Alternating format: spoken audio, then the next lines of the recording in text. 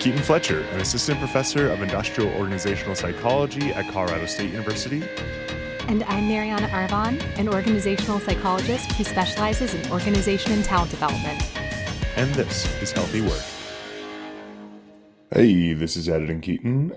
We are trying something new. Mariana and I recorded a video version of this podcast, and that's available on our YouTube channel. Links in the show notes. So if you want to check out the video version of this podcast, go there. Otherwise, continue listening in our classic audio format. Thanks. Mariana! Keaton! This is so exciting, being able to see you. I know. Well, they say that podcasting is an audio medium, but people have been foraying into video, and the algorithm tells me that that's what we're supposed to do. Not to mention, I get to see your face, and it's been years. Exactly. I know. I love it. You guys get a wonderful view of my empty guest bedroom / office. I get to see all the amazing art by Evan in August, which I love. Oh, thank you. I know there's like this one Instagram account or like TikTok account that like grades people's bookshelves in the back of video calls. So hopefully mine passes the check. We'll see. I'm trying to see if I can see what's on there. You'll see some of our guests have books on that bookshelf. But I love it. Related to like our work setups, I have a question for you, Mariana. Yes, lay it on me. Have you ever worked in an open office setting? Yes, like 3 times a week. Oh my God, tell me about it. What's the vibe? What does it look like? So it's very exciting because we were previously in a very ugly open office concept, but we got a newly renovated floor. HR got moved to one of the fancy new floors, and it's nice. Like there's standing desks at every cubicle, beautiful facilities, an amazing admin team that like keeps us well stocked up with like snacks. So I am actually a fan. That being said, sometimes it does get a little noisy, which is tough if you're taking calls. And there's plants. We love a plant. From previous research, we know nature. Notice all the plants that I've like put in my office since then. Fun fact about that. So yes, amazing. I saw a man at one point going around with like a big watering can and watering all the hanging plants. And I'm like, oh my God, those are real. Like this is how I find out that all the hanging plants are real because they look so beautiful. So anyway, they're real hanging plants. So. Phenomenal. I love that. But it does sound like you have some private space for the cubicle. Yes. Private enough-ish. Well, okay, yes, there's cubicles, but they also built in a ton of call rooms. So lining the edge of the cubicles, there's a ton of phone rooms, focus rooms. I never have a problem slipping into a side room if needed. Cool. Well, awesome. Yes. I've got a paper for you by Michael Rosander and Morten Nielsen, recently published in Occupational Health Science, about open office setups and their impact on just the experience of bullying in particular, but also like job satisfaction and turnover. So like, what does this look like? And not just open office or not, different styles of open office workplaces. So they have a really cool data set from the Swedish workforce. It was like a probability sampling of like thousands of people from Sweden, making sure that they have like this representative sample of their actual workforce. And they did limit it then to just the people who worked in an office in the final sample. So like if you worked on like a machine line, for example, you're not included. But they had this question about if you work in an open office and specifically, do you have a private office? Do you have a small enclosed room that you share with colleagues? Is it an open office shared with other colleagues? Or do you have like an activity-based open office where you move between different workstations based on the task? And it sounds like you kind of fall into that like second to third category of having a small enclosed room, but maybe an open, like pure open office. But it didn't really sound too much like the activity-based one. Of like you have different like a sewing station and a drawing station. Yeah, I think that'd make more sense for like more production oriented work, right? Yeah. So Could you imagine like an open office where there's just like, here's where you go to do your stats in R. Here's where you go to like do your writing. here's where you go to make a PowerPoint. Like, Yeah. yes, same It does same look idea. a little weird. And so in their analyses, pretty straightforward, which is we love a simple, clear story.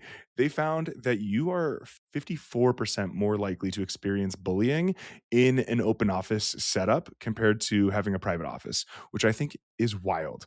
It's not that people in private offices don't experience bullying. They actually experience like at least a 10% rate is what they found in the data is like even 10% of people report bullying. But in an open office setup, that experience of bullying, your odds of experiencing it increased by 54%, which is wild. But caveat, it depends on the type of open office, obviously. What kind of psychologist would we be if we didn't get to say it depends? If you have the traditional format of an open office, that's when you see this big increase up to like 54, 57% higher rates of bullying. But if you have this activity based one, the odds were not statistically significantly different than having a private workspace. And the why of that is, sort of up in the air. There's some speculation in the paper. We can figure out like maybe why might this be the case, but it really seems to depend on the nature of that open office. And they saw a similar pattern with job satisfaction and turnover intentions, with people being less satisfied with their jobs and more likely to want to turn over if they have these like traditional open office. And even yours, like with the cubicles, I don't think that's exactly as open office as like I'm imagining like the tech bro space where there's like one long table, we all have our headphones and we're just like working at this table together and like really, staring at each other. At least with a cubicle, you have that domain of this is my place. I have my family pictures tacked up. And if I'm in here, not to be talking to me or whatever. So I thought that was like really interesting. That is really interesting. So I had a gut reaction to why this might be the case. Ooh, tell me more. Tell me what you think about this. But like when you don't have that physical separation, you cannot escape all of the dynamics, the political dynamics, the social interactions, jockeying for power, jockeying for position, who gets to be friends with who, who's buddy buddy with who, is that person sitting across from you like someone who you're frustrated by for whatever reason, or you're fighting with resources over? Like that's the type of stuff that I'm thinking about. What about you? Yeah. So that's what the paper says. It's like Okay. when you're in this open office space, like you are confronted frequently with people who maybe you don't get along with. You have these negative interpersonal interactions. Those power dynamics are like very visible and inescapable. So like one of the practical recommendations is like giving people space to retreat and have some privacy throughout the day. So like they could avoid these negative experiences. And so I think you hit the nail on the head with what they're thinking. I was like more as I was reading it, I was like, What were you thinking? this is jaded, but like a company that has like this really traditional open office space, not like cubicles, but like we're sitting at a table, is a company that doesn't listen to the data. We have a lot of data now that says that open offices are bad for productivity, they're bad for worker well-being. There's no reason to do it. And they are clearly either just actively rejecting data or uninterested or doing it to save money, right? I think there's like this jaded part of like, well, if we give you this open office, we don't have to pay for like individual offices. And at this point, like, it's inexcusable to I think, have that, and so what kind of companies would still be doing it in that way? Ones that maybe either actively reject data or worker well-being, they don't care. Ones that value profit over productivity and worker well-being, they don't care. Or ones that have, like, the culture that's, like, surface level, we're a family, but, like, right underneath, we want you jockeying for this. Like, we actually see this as value add. And so, I mean, the paper didn't talk about this, but like my jaded heart was like, the companies that are doing this are just bad companies.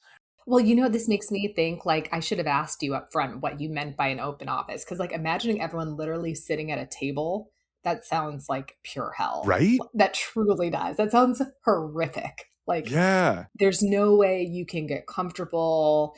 There's no way that you can have a standing desk or right like make your own space, eat, drop food on your lap in the privacy of your own like quarters. Like, you know what I mean? Yeah, no, I think in the literature, cubicle setups don't count as open office. That like you have your own private setting, unless you're hot desking, in which case like you share a cubicle with someone else and just like swap off days. And then there's some threats there. But I think like when we're thinking traditional open office, it's that no, man, no one has their own space. Like we're a family here. We all sit at different tables. It's really cool. You can sit wherever you want. And like I think that's where they're really seeing this. And again, there's just no justification for doing that at this point. Yeah, that makes complete sense to me. And I'm like, who is doing a plan like that? I think you're right. that's probably a cost saving measure or an attempt to be like super alternative and progressive. But like, I like my standing desk. I like my nice ergonomic chair. Like, I like my little thing of privacy. So if I get a call from my daughter's daycare, or if I, get a doctor calling me, that I'm able to take that, right? Like, we do have, a need for connectedness, but also a need to like, I don't know, just exist with a little privacy and like also focus, So anyway, yes, no to open office plans. I dislike that. Yeah. And that was a study. It's pretty straightforward and nice, simple, practical takeaways, and another feather in the cap of the anti-open office movement. Yes, absolutely. If you're out there listening, do not make your employees suffer through that. That sounds awful. Yeah. Yeah. Exactly. Very cool. Thank Thanks, you for Mariana. sharing, Keaton. Bye. Awesome. Bye. Healthy Work is a podcast written and executive produced by Keaton Fletcher and Mariana Arvon. This episode is produced, mixed, and edited by Keaton Fletcher. Artwork is by Keaton Fletcher. And our music is Zero, Microsong by Steve Combs. Please like us, follow us, and subscribe on whatever podcasting software you use. And please leave a review on the iTunes Store. It really does help get us out there.